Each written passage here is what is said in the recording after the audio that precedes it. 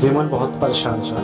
उसे समझ नहीं आ रहा था कि वो इस परिस्थिति से कैसे निपटे। वो अपनी माँ को बहुत चाहता था, किंतु उसकी पत्नी और उसके बच्चे उसकी माँ से बहुत दूर भागते थे, क्योंकि उसकी माँ की एक आँख नहीं, साथ ही उसकी कमर भी 90 अंश पर झुक चुकी थी। कैसे वह अपना काम सब कुछ कर लेता, किंतु फिर भी वो उसकी पत्नी और उसके बच्चों के लिए हमेशा खटकती ही रहती थी। दादी, आप ऊपर कमरे में जाओ, मेरे दोस्त आ रहे हैं, विमल के बेटे अखिल ने बड़ी बेरुखी से कहा।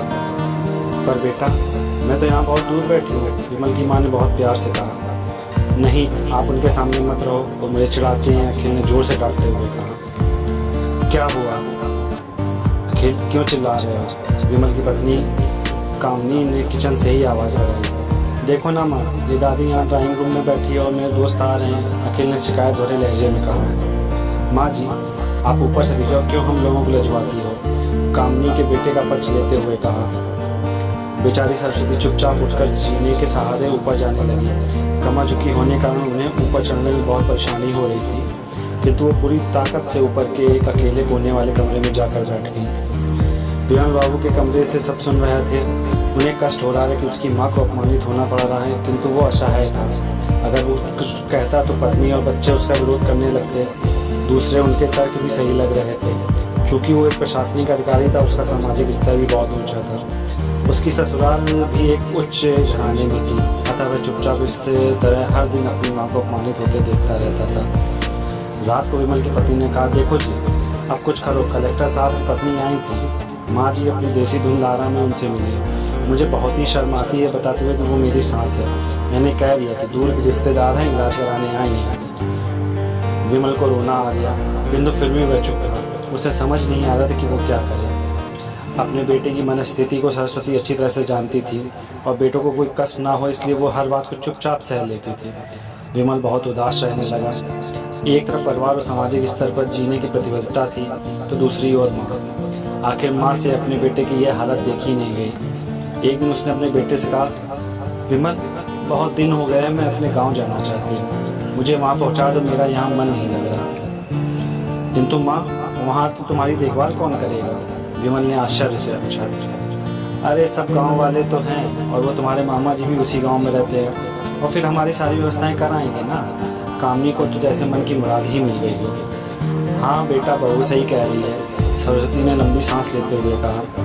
विमल जानता था कि गाँव में माँ की देखभाल करने वाला कोई नहीं है, लेकिन अपनी पत्नी की जिद के कारण वह अपनी माँ को गाँव छोड़ने पर विवश हो गया।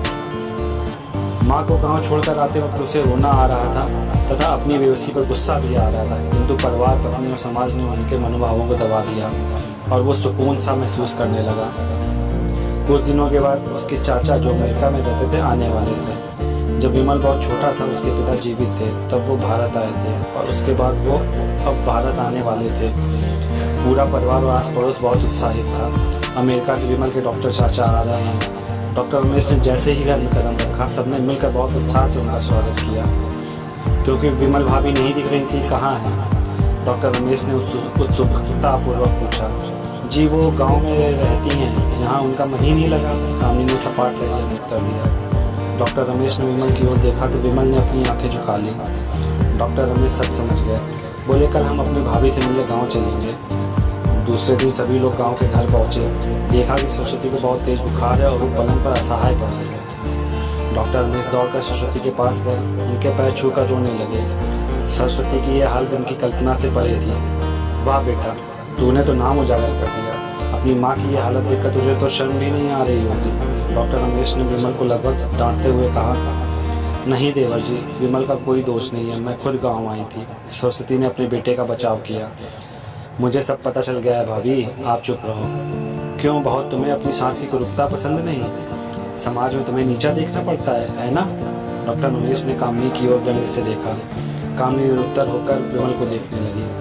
आज तुम जिस सामाजिक स्तर पे हो वो इन्हीं के संघर्षों की देन है। और बेटा विमल, तुम्हें शायद मालूम ना हो कि बचपन में जब तुम 1 साल के थे तब तुम छत से नीचे गिर गए थे और तुम्हारी एक आंख फूट गई थी और तुम्हारी रीढ़ की हड्डी में भी समस्या थी। तब तुम्हारी इसी को रूप माँ ने अपनी एक आंख दी और अपना बोन मैरो देकर तुम्हें इतना सुंदर स्वरूप दिया था।